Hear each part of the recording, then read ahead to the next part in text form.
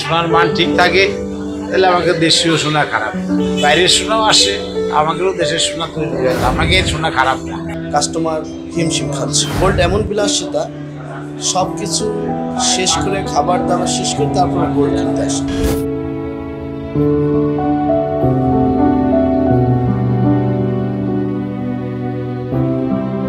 এই যে আলো ঝলমলে জুয়েলারির দোকানগুলো দেখছেন, সেসবে কাস্টমার নেই।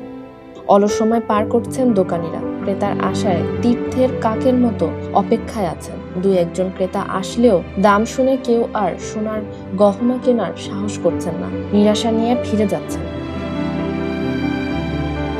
গোল্ডের দাম অতিরিক্ত বেড়ে যায়, তখন কাস্টমারের হার খুবই কমে যায় এবং কাস্টমার শূন্য হয়ে যায়। মানুষ এত দাম দিয়ে গোল্ড কিভাবে সম্ভব?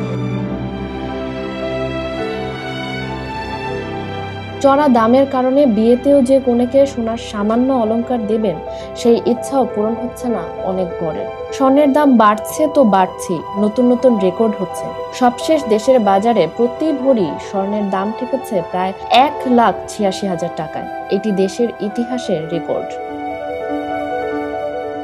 গহনা দিয়ে সে সাজবে, তখন সে যখন গোল্ডের দিকে ধাবিত হয়, দেখে এক ভরি গোল্ডের দাম 1,78,000 টাকা, তখন তার কিনা শোট আপ হয়ে যায়। তখন সে ওই যে এমইটি গোল্ড বলেন বা গোল্ড প্লেট বলেন বা রূপার বলেন, তখন ওইটার উপরে সে ধাবিত হয়ে যায়। এই স্বর্ণটা ওঠানামা করে, এটা তো আসলে আমাদের বাংলাদেশে হাত নাই, এটা ইন্টারন্যাশনাল একটা পণ্য, এটা আন্তর্জাতিকভাবে যেটা বাড়ে স্কিন হিসাবে, ওই হিসাবে আমাদের দেশে। আজ আপনাদের জানাবো সোনার বাজারের হালচাল।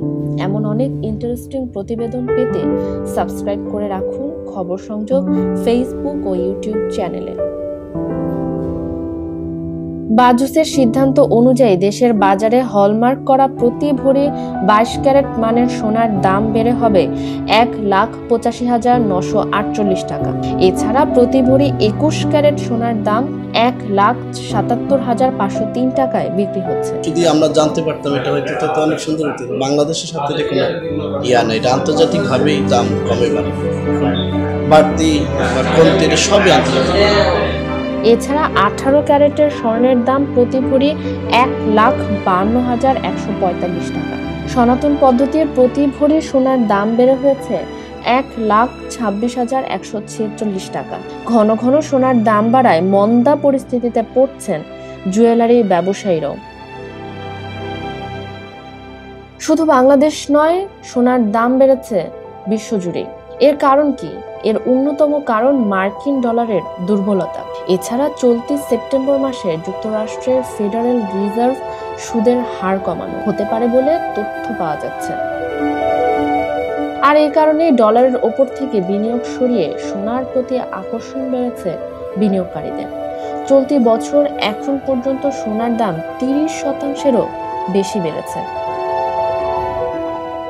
স্বর্ণ ব্যবসায়ীদের ভাষ্য, স্বর্ণের দাম আন্তর্জাতিক বাজারের উপর নির্ভর করেই দেশের বাজারে স্বর্ণের দাম ঠিক করা হয়। আন্তর্জাতিক বাজারে স্বর্ণের দাম বাড়লে দেশেও বাড়ে, কমলে দেশেও কমে। দেশের যুদ্ধের কারণে হলো মোটামুটি দাম বাড়ে, তারপরে অর্থনৈতিক যদি কোনো দেশের মন্দা হয় সেই ক্ষেত্রেও বাড়ে। গত কয়েকদিন রাজধানীর সোনার দোকানগুলো ঘুরে দেখা যায় দোকানগুলো কাস্টমার শূন্য। কিছু কিছু দোকানি জানান এমনও দিন যায় তারা 1 টাকাও বিক্রি করতে পারেন না। বারবার দাম বৃদ্ধির কারণে কাস্টমারদের অনেকে স্বর্ণ কেনার সামর্থ্য হারাচ্ছেন। এদিকে স্বর্ণের দাম আকাশচুম্বী হওয়া পোয়াবারো অবস্থা ইমিটেশন জুয়েলারি ব্যবসায়ীদের। সিটি গোল্ড জাতীয় জুয়েলারির চাহিদা বাড়ছে, এসব দোকানের ভিড়ও বাড়ছে।